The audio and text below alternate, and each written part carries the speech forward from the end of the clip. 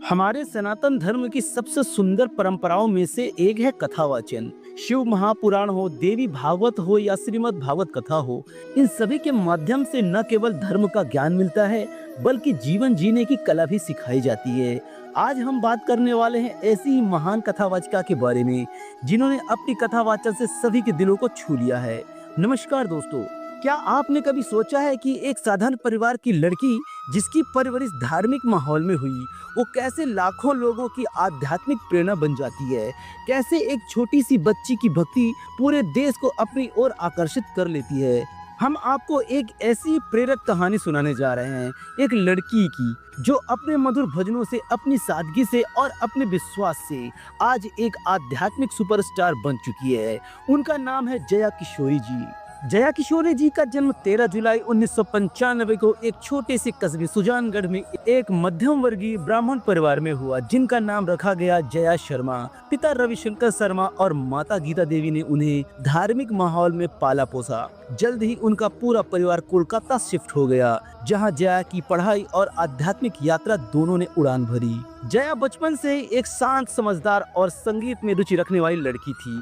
जब वो सिर्फ 7 साल की थी तब उन्होंने सार्वजनिक मंच पर पहला भजन गाया। उनकी मीठी आवाज और भक्ति से भरे भावों ने श्रोताओं को मंत्र मुग्ध कर दिया। यहीं से शुरू हुई एक ऐसी यात्रा जो आने वाले वर्षों में लाखों दिलों को छूने वाली थी। उनके गुरु पंडित गोविंद राम मिश्रा ने उन्हें किशोरी की उपाधि दी और तभी से उनका नाम हो गया जया किशोरी। जया किशोरी जी के नाम के साथ पहचान भी बनती चली गई।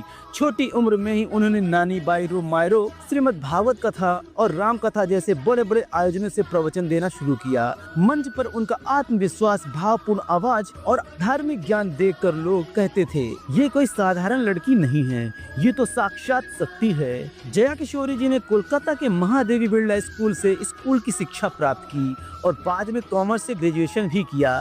लेकिन पढ़ाई के साथ साथ उनकी पहचान बन चुकी थी एक आध्यात्मिक वक्ता के रूप में। अब बात करते हैं उस पहलू की जो हर किसी के मन में सवाल बनकर आता है, आर्थिक स्थिति और आय का स्रोत। जया किशोरी जी आज सिर्फ आध्यात्मिक गुरु नहीं है बल्कि एक डिजिटल युग की आइकन भी हैं। उनके YouTube चैनल पर 3.6 मिलियन से ज्यादा सब्सक्राइबर हैं, इंस्टाग्राम पर 12.3 मिलियन फॉलोअर्स और फेसबुक पर 8.9 मिलियन फॉलोअर्स हैं।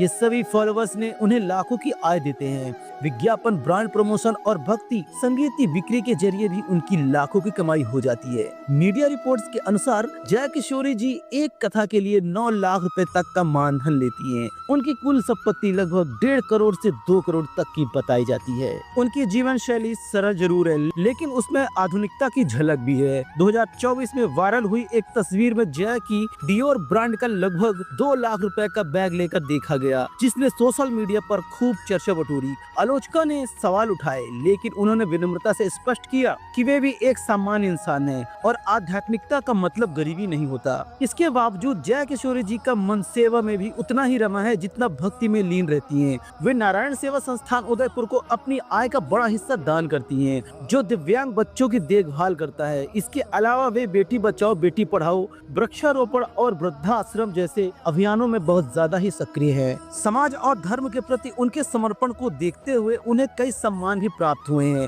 2016 में राष्ट्रीय स्वयंसेवक संघ प्रमुख मोहन भागवत द्वारा उन्हें आदर्श युवा आध्यात्मिक गुरु का खिताब भी मिला। 2024 में उन्हें प्रधानमंत्री नरेंद्र मोदी जी ने नेशनल क्रिएटर अवार्ड से सम्मानित किया, जो एक आध्यात्मिक वक्ता के लिए डिजिटल ग्रुप में एक बेहद बड़ा सम्मान था। इनके कथावाचन, भक्ति एवं बेहतरीन अंदाज की वजह से भक्तों से उन्हें ढेर सारा प्यार मिल रहा है।